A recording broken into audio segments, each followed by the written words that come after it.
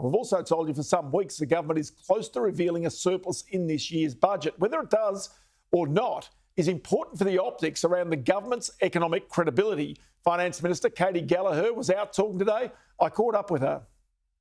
Short-term improvement is real, it's substantial, but the longer-term issues facing the budget, the structural issues, remain.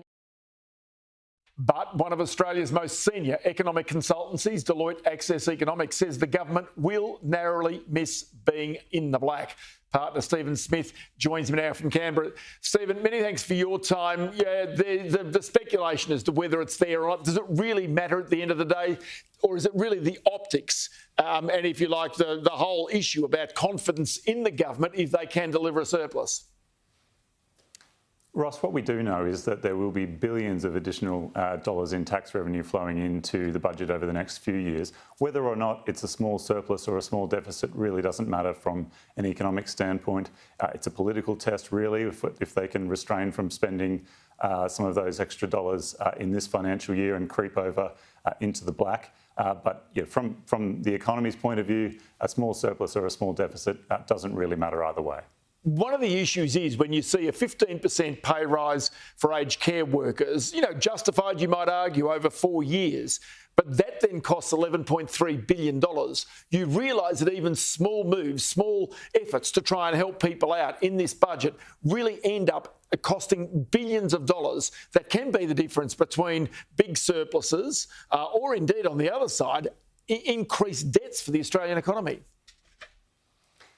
Yeah, absolutely. And we know from high commodity prices that there will be additional revenues, more than 80 to 90 billion in additional revenues flowing into the budget over the next 4 years. So the short-term position for the federal budget will actually look quite positive on Tuesday night. The issue is in the longer term. As you mentioned, aged care wages, NDIS, a range of other spending programs that are putting pressure on spending into the longer term. That's really where the story should be in terms of the budget, not in the short term. So the other side of this is, in the longer term, though, it's not just that there's these extra costs that are coming from additional defence spending and also the cost of the NDIS blowing out, but there's also the prospect that there's less money coming through the door. You're not going to get the boom in commodity prices necessarily coming back anytime soon. And then if unemployment rises from 3.5% to 4.25%, as the Reserve Bank says it will, then you don't have tax revenue coming through the door. That's right. The upside to revenue in the short term is really through company tax in particular, but also personal income tax as well. Those very high commodity prices are high both historically and relative to what Treasury was assuming in the October budget. Very conservative assumptions in that budget. And so, no great surprise that commodity prices are higher than what were expected by Treasury. What will be interesting, though, is over the medium to longer term, just to see where commodity prices settle. It looks very cyclical to us in terms of the near-term boost to revenue, whereas once commodity prices fall back, we have a company tax at more normal levels, we have unemployment at more normal levels. The structural issues in the budget are the medium to long term.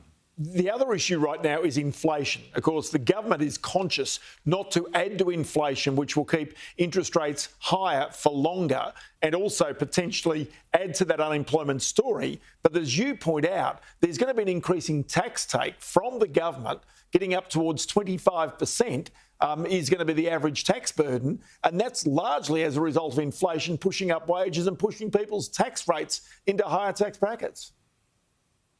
That's absolutely right. There's two stories there. The first is in the near term with the inflation pressures in the economy. The government finds itself in quite a difficult position here with lots of extra revenue, but actually not much that it can do, because if it throws too much into the economy and hands out cash to households, that will put upward pressure on inflation and cause the RBA to hike again.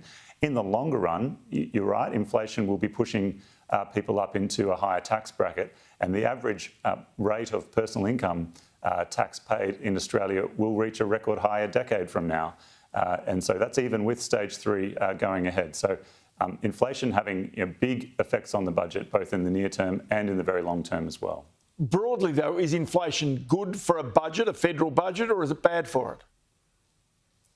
Oh, it's absolutely a good thing for government revenue in the long run, but because of that bracket creep, we see people pushing up into higher tax brackets, and that's good for revenue flowing into the budget. There are a bunch of expenses that are also indexed to CPI, so some spending from the government does rise as well with inflation, but they're outweighed by the benefits. The issue, though, in the short term is really just one of the economic situation. Inflation where it is, cost of living and the pressures on households, meaning that there is a lot of calls on the government to help, and we think that is very legitimate. Job seeker is at a very, very low rate. $49.50 a day is extremely low. But it's also going to be difficult for the government to find ways to help without putting upward pressure on inflation. And of course, the other pressure that might come is if your forecast of unemployment at 4.6% bears true, there becomes increasing pressure as a result of households that may lose incomes as a result of it as well. Stephen Smith, great to get your analysis. We'll certainly catch up with you when we're in Canberra next week, and many thanks for your time today.